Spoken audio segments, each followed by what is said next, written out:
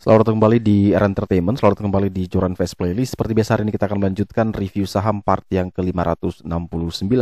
Namun sebelumnya bagi teman-teman yang mungkin belum subscribe channel YouTube ini, sekali lagi jangan lupa tekan tombol subscribe, nyalakan lonceng notifikasinya, agar teman-teman tidak pernah ketinggalan informasi-informasi terbaru dari channel ini. Di part yang ke-569 kali ini kita akan kembali mereview 6 saham, di mana saham LP, Dewi, HAIS, MLIA, DKFT, dan saham KKS. Namun seperti biasa sebelum melanjutkan untuk mereview ke 6 saham tersebut, maka kita akan meng-highlight dulu pergerakan dari indeks harga saham gabungan kita, di mana indeks hari ini ditutup menguat 0,987% dan beberapa saham mencetak rekor all time high dan juga ada beberapa saham yang mencetak rekor all time low. Misalnya kalau tidak salah ya, ada BBCA. BBCA itu dia mampu untuk memecahkan rekor all time high. Kalau tidak salah ya, saya coba cek lagi dulu. Dia punya rekor 5 tahunan itu ada di 9.400 ya. Level all time high-nya di 5 tahunan tuh di 9.400. Dan tadi dia sampai di 9.400. Jadi dia bisa memecahkan rekor all time high-nya di hari ini. Kemudian yang membuat rekor all time low ya ada Gudang Garam ya. Gudang Garam hari ini ARB justru di saat semuanya berpesta, Gudang Garam justru malah turun dalam sekali. ARB transaksi atau volumenya besar sekali ya untuk Gudang Garam. Nah ini juga kita perhatikan ya, volume indeks kita itu kan normal aja dalam sesi 1, sesi 2, tapi menjelang closing ini satu volume yang cukup besar sekali. Untuk ngangkat ini besar sekali volumenya, dan transaksi value kita 26 triliun, 26,5 triliun ini terbesar dalam beberapa periode ke belakang. Mungkin 2-3 bulan ke belakang ini salah satu yang terbesar, karena seingat saya ada lagi yang lebih besar sekitar 30-an triliun transaksi, dan ini besar sekali, sangat menarik. Apakah ini waktu atau indikasi Windows dressing itu sudah akan betul-betul datang? Nah ini yang kita harus perhatikan betul. Kemudian kalau kita lihat dari sisi regular market, itu net buy asing di 500 miliar, di seluruh market ada 800 miliar. Jadi ini transaksinya luar biasa besar sekali. Ini saham-saham ditarik di sesi akhir, khususnya yang big caps ya. Dan kita langsung masuk ya, ini kita review berdasarkan top score ya. Ini saham-saham yang mungkin banyak teman-teman baru dengar, dan ini mungkin ya kalau setahu saya baru IPO lah beberapa. Kita langsung masuk ke yang pertama. Kita punya saham LP. Ini kita pakai JCS ya, Joran Fest Chart System. Teman-teman kalau mau berlangganan silakan buka website kita di joranfest.com. Ini tinggal scroll ke bawah, mau pilih paket berlangganan yang seperti ini. Kalau paket berlangganan seperti ini, teman-teman dapat semua fitur ini. Kalau mau hanya chart seperti tadi ya, chart doang ya. Kalau tadi teman-teman pakai yang depan itu sudah dapat free chart. Tapi kalau hanya mau chart saja karena belum punya banyak rezeki, ya bisa pakai ini, hanya 40.000 per bulan saja. Teman-teman bisa berlangganan di sana. Oke, ini LP kenapa kita pilih ya? Karena dia masuk dalam screener top score JCS, karena top score dia adalah 95 ya. Ini perfect karena di kita tertinggi itu 95. Tidak mungkin ada yang 100, tapi yang sempurna itu adalah 95, perfectnya 95. Jadi LP masuk ya, di mana pelayaran nasional Eka Lia Purnamasari Tbk ini ditutup menguat 0,99% di level 204. Yang menjadi menarik memang dia sempat tadi open tinggi dulu, kemudian dia closing kembali di 204. Nah 204 ini merupakan support paling kuatnya dia di kondisi saat ini atau di hari ini. Nah ini yang menjadi menarik. Selama dia ada di atas 204, maka teman-teman masih boleh beli ya. Ingat, selama dia di atas 204, teman-teman masih boleh beli. Target kenaikan sampai menuju 228 dan batasi SL di bawah 200. Jadi semua indikator dikatakan perfect itu artinya semua indikator itu sudah tercapai. Misalnya di sini ada analisanya kenapa sampai dapat 95. RPK SPK itu 20, perfect skornya. Kenapa? Karena harga saat ini itu tepat berada di dekat support paling kuatnya. Jadi kalau RPK SPK ini plus minus 2 ya. Jadi kalau misalkan dia di 206 atau 208 itu juga masih terhitung nilainya cukup bagus. Nanti lebih dari itu mungkin dapatnya skornya 10 atau 15. Nanti itu ada dia punya algoritma atau rumusnya. Kemudian tren. Nah, tren ini kalau dia berwarna hijau itu artinya trennya lagi bagus. Kemudian BDM. Nah, bandermologinya, bander flow-nya ini sudah bagus juga, ada warna putih dan kuning di sana. Kemudian foreign flow. Secara foreign flow asing di sini ada net buy ya, sama ada HK di sana. Kemudian RSI-nya juga masih oke. Kenapa masih oke? Karena belum melewati 50. Nah, itu semua kita sudah setting berdasarkan by system, by coding. Nanti dia akan merangkai sendiri kriteria-kriteria itu, nanti dia langsung men-summary. Makanya ini screener yang biasa saya pakai. Jadi ketika kita screener keluar listnya, ya sudah, itu yang kita fokus di top-top ya, minimal sampai yang titip sandal lah, itu kita coba masuk. Tapi kalau ada yang perfect ya itu justru bagus. Tapi apakah ini menjamin besok dia bisa naik? Tidak pasti, karena market itu tidak ada yang bisa memastikan 100% itu tepat. Hanya saja memudahkan kita, khususnya saya pribadi, untuk memilah mana sih saham-saham yang mungkin lebih banyak potensi kenaikannya, probability naiknya itu ada. Nah, dari 700-an saham kan kita kalau lihat satu persatu kan agak susah. Banyak sekali memang di luar sana ada indikator atau screener yang bisa membantu teman-teman, tapi kan kembali lagi kepada kenyamanan masing-masing. Nah, ini kalau misalkan LP berdasarkan screener DCS ya memang dia masuk dalam top score-nya. Sehingga kita analisa sekarang. Nah, ini kalau memang ternyata besok opening dia langsung di bawah doors 4, kita jangan beli karena return to buy kita adalah di 204. Tapi kalau masih kuat bertahan doors 4, dia bermain di doors 6, ya silakan buy di sana, cut loss di bawah 200 dan target kenaikan menuju 228.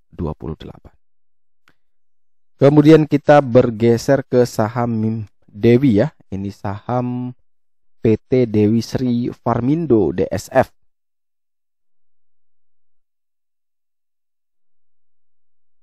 Nah, saham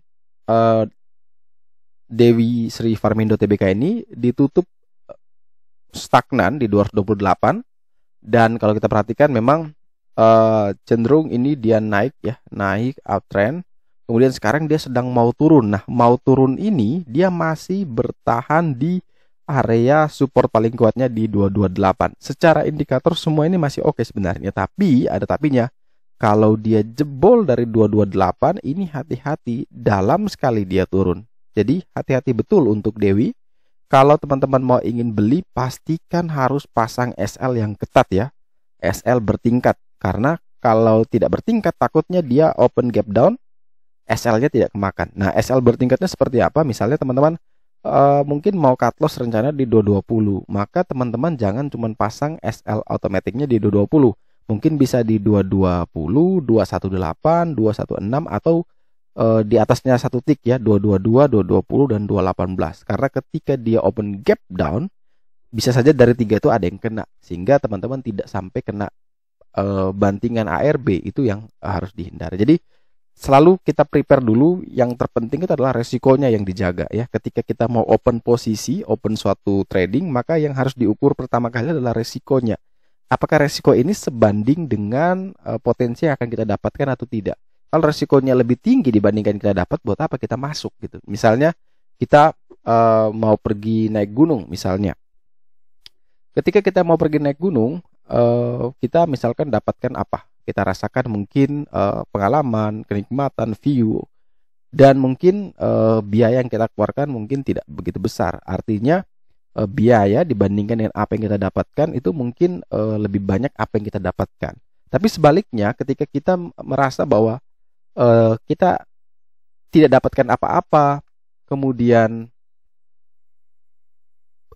biaya kita keluarkan terlalu banyak, kemudian resiko juga terlalu tinggi, nah buat apa kita terus melanjutkan itu? Nah di saham juga sama, konsepnya sama. Ketika kita merasa bahwa target kita itu jauh lebih kecil dibandingkan resiko yang kita siap hadapi, maka lebih bagus kita jangan masuk. Makanya orang selalu bilang ada namanya risk reward ratio. Itu kan teknisnya seperti itu, tapi secara dianalogikan memang itu menunjukkan bahwa seberapa besar peluang yang bisa kita dapatkan dengan pengorbanan yang sekecil-kecilnya atau resiko yang sekecil-kecilnya.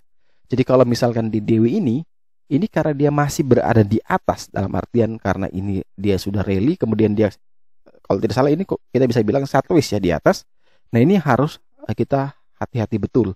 Bisa saja dia turun dalam, bisa saja dia langsung naik. Jadi kita harus prepare dengan segala konsekuensi. Beda sama LP.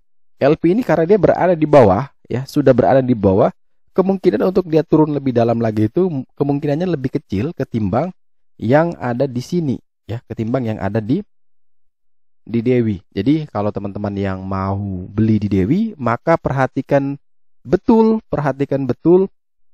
jangan sampai turun lagi di bawah 228. Kalau turun lagi di bawah itu jelek, ya, jelek buat Dewi. Jadi kalau mau beli silakan, selama di atas 228 oke, batasi SL di bawah 220, target kenaikan sampai ke 278 280.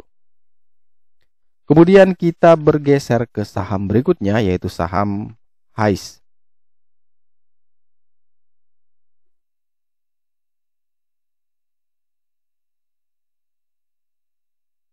Nah, di saham HISE ini kita lihat bahwa saham HISE final skornya yaitu adalah 85, ya, statusnya good, closingnya di 244, dan closingnya ini juga tepat lagi berada di RPK. RPK ini resisten paling kuatnya. Dia naik pelan-pelan, stop di sini lama sekali. Nah, ini juga harus diperhatikan, ya. Kalau sudah berada di resist itu rawan sekali. Kenapa? Bisa saja dia kembali ke support, bisa saja dia terus naik membentuk level baru, all time high baru, atau higher high baru. Nah, ini yang harus kita perhatikan juga bersama. Kalau memang teman-teman ingin ambil posisi di saham ini, maka selama di atas 244 mungkin masih valid untuk masuk, ya. Cut loss di bawah 240, target kenaikannya ke 300. Ini kalau kita bisa pakai weekly, ya. Coba kita pakai Fibo weekly, ini kita bisa lihat dia punya target kenaikan. Nah, ini kita coba buka dulu yang pakai chart biasa. Nah, ini kalau teman-teman mau beli, ya, sekali lagi selama dia di atas 244 boleh masuk, ya. Tapi kalau di bawah itu jangan dulu entry. Nah, untuk target kenaikan ini kelihatan di sini bisa ke 266, 288, 316 sampai ke 362. Jadi itu target yang bisa teman-teman capai, ya, di 288, 316 sampai ke 362. Jadi kalau teman-teman yang ingin membeli, maka ya selama dia di atas level tadi, di atas 244, ya silakan dibeli. Cut loss di bawah 240, kemudian target ke area Fibo tadi. Tapi kalau misalkan besok opening langsung dibanting di bawah 244, ya skip dulu, jangan dulu masuk di saham ini.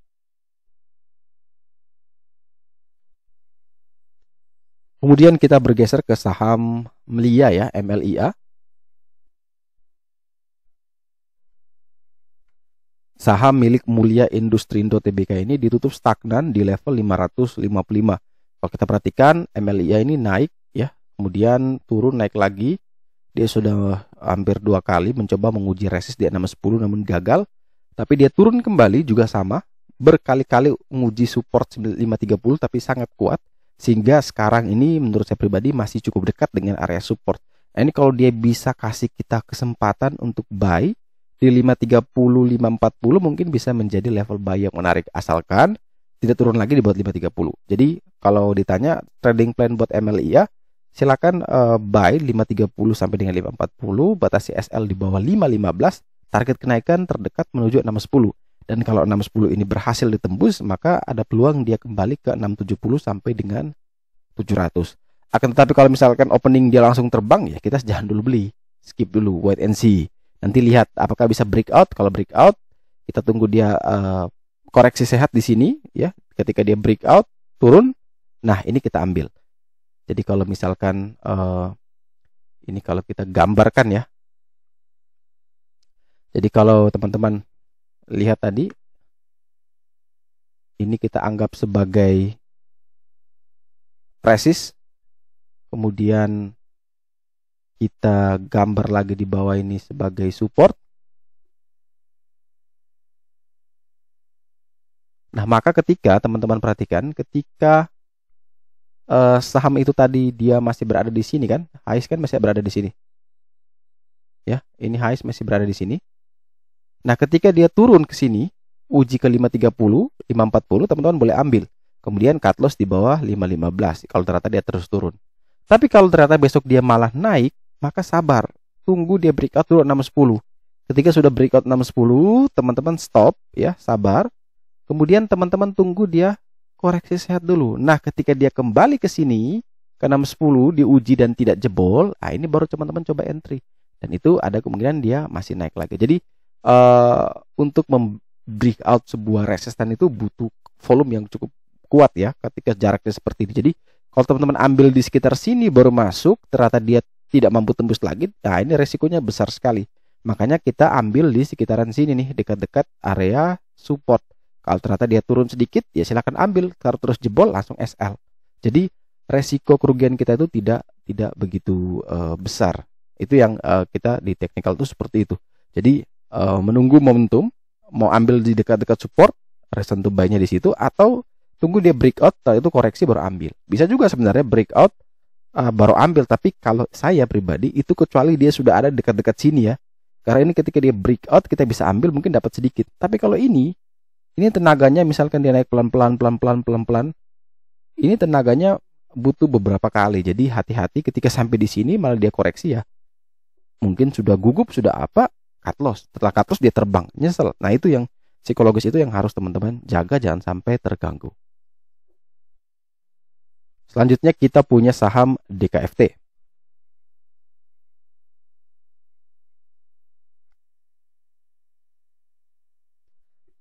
Nah, DKFT ini menarik ya. DKFT ditutup naik 1,68% di harga 121. Namun tadi sempat dia punya shadow ya, upper shadow-nya cukup tinggi sekali. Dia sudah sempat breakout 126, namun sayang sekali turun lagi. Ini kalau misalkan seperti tadi case-nya yang saya bilang, dia jaraknya cukup jauh, baru break teman-teman langsung buy on breakout, habis nih. Upper shadow-nya tinggi. Kecuali dia sudah ada di sekitar sini ya. Sudah dekat-dekat sini. Nah, ini kayak gini breakout, oke lah. Kalau ini breakout, oke lah. Nah, sini bisa juga sebenarnya, tapi kan akhirnya turun juga. Itu aja beresiko. Apalagi kalau dia dari bawah naik baru breakout tipis, teman-teman hajar. Nah, itu harus hati-hati. Jadi nunggu selalu apakah dia kuat tidak di 126. Kalau kuat, silakan ambil. Nah, ini kita lihat closingnya dia kembali lagi di sekitaran level di bawah resistennya. Jadi kalau mau beli ya menurut saya pribadi coba tawar di 116, 119 lah. Di level situ kita coba buy, SL di bawah 116, target kenaikan 126 sampai dengan 130. Ini volumenya cukup oke sih. Dan saham terakhir yang akan kita review di part yang ke-569 adalah saham milik PT Kusuma Keminko Sentosa Tbk. Kemindo ya, Kemindo Sentosa Tbk. Nah, ini saham hari ini tutup menguat tipis 0,76% di level 133. Secara final score value dia 70, boleh titip sandal di sana, dan ini sudah tipis-tipis. Nah, ini yang boleh nih. Ketika dia breakout 136, ya kita boleh ambil buy on breakout-nya. Jadi tidak harus tunggu dia koreksi seperti ini. Ini kalau versi saya pribadi ya. Terserah teman-teman punya teori sendiri, punya pengalaman sendiri, teman-teman bisa menyesuaikan. Tapi kalau saya pribadi, memang ketika dekat dengan area resist seperti ini ketika breakout saya langsung masuk breakout-nya. Tidak harus tunggu dia coba turun dulu, retest lagi. Dia langsung breakout, langsung buy karena sudah dekat sekali. Jadi ketika dia breakout, maka tinggal menunggu apakah diikuti volume besar atau tidak. Kalau volume besar maka memungkinkan terus dia naik. Tapi kalau tidak bisa saja dia kembali kemudian uji 136, maka itu sudah lebih oke lagi. Ya, jadi teman-teman bisa atur strategi tersendiri. Nah, ini kalau case di Kusuma Kemindo, ketika dia bisa breakout 136 silakan buy on breakout, cut loss lagi di bawah 133, target sampai ke 178. Ingat ya, target sampai ke 178 bukan berarti kita harus tunggu 178 baru kita jual ya. Selalu kamu mau jual di harga berapapun, yang penting cuan, silakan dibungkus, terserah. Karena setiap orang punya target berbeda, setiap orang punya jumlah uang yang berbeda, setiap orang punya tujuan masing-masing. Jadi bisa saja di 140 sudah TP, ya sudah disyukuri. Misalnya 145 di TP, terserah. Mau tunggu sampai 178 juga terserah, karena dalam proses ke 178 bisa saja dia tidak langsung terbang langsung 178. Bisa saja dia seperti ini nih. Pelan, koreksi lagi, dia naik lagi bisa lebih tinggi. Nah, itu yang tidak ada yang bisa tebak ya, dia mau seperti apa. Makanya setiap orang punya strategi masing-masing, punya tujuan masing-masing. Jadi kalau sudah breakout beli cuan ya dibungkus, bisa juga, sah-sah saja. Kemudian ketika dia turun lagi, kita mungkin pasti merasa bahwa untung kan saya sudah jual tadi. Tapi kalau ternyata dia terbang lagi kan kita kadang menyesal juga. Nah, itu yang harus teman-teman buang ya hal-hal seperti itu, karena apa ya, kalau kata orang itu, eh, di market itu selalu ada peluang-peluang, selalu ada kesempatan yang sama. Jadi bukan berarti kalau ini dia terbang terus maka dia terbang terus sampai ke atas, kan tidak mungkin. Pasti dia akan ada koreksi lagi. Nah, di koreksi itu walaupun tidak kembali ke harga awal kita beli, setidaknya kita dapat support baru untuk kita ambil di sana. Jadi selalu, di setiap saham yang sudah terbang tinggi itu selalu tetap ada, menawarkan peluang-peluang. Hanya kita saja yang mungkin karena terbebani. Oh, kemarin kan saya sudah pernah beli 133. Sekarang sudah 200. Masa saya ambil lagi di 150? Kan lebih tinggi dari kemarin. Kenapa? Lebih baik saya tidak usah jual kemarin kalau tahu begitu. Itu kan karena kita, lihat sudah terjadi. Kalau belum kan kita tidak bisa meraba-raba ini kira-kira masih naik apa tidak ya. Jadi semuanya harus, kita terukur, karena di market yang benar-benar bisa kita atur, kita, jaga, yang benar-benar kita kontrol itu hanya diri kita sendiri. Jadi selain itu semua sudah punya banyak kepentingan, dipengaruhi oleh berbagai faktor. Tapi yang satu tidak bisa dipengaruhi adalah diri kita. Jadi contoh misalkan kayak hari ini, market lagi begitu luar biasa riuhnya dengan kenaikan banking. Karena kesibukan, ya saya tidak ambil posisi. Berarti kan tidak membuat saya rugi, tidak membuat saya cuan, ya hilang opportunity semuanya. Tapi itulah yang saya bilang, kontrol semua ada tangan kita. Kita mau maju tidak itu di tangan kita. Jadi perhatikan betul adalah yang harus kita kontrol emosi kita, money management kita, resiko kita itu kita harus kontrol semua biar tidak digebukin oleh market. Mungkin itu dari saya. Oke, sekian dulu review saham part yang ke-569 hari ini. Terima kasih teman-teman yang telah setia menonton. Sekali lagi jangan lupa like, comment, dan subscribe. Bantu share juga agar semua informasi yang ada dalam video ini berguna, bermanfaat, dan tentunya bisa menjadi panduan trading di keesokan hari. Sekali lagi terima kasih banyak. Sampai jumpa dan semoga membantu.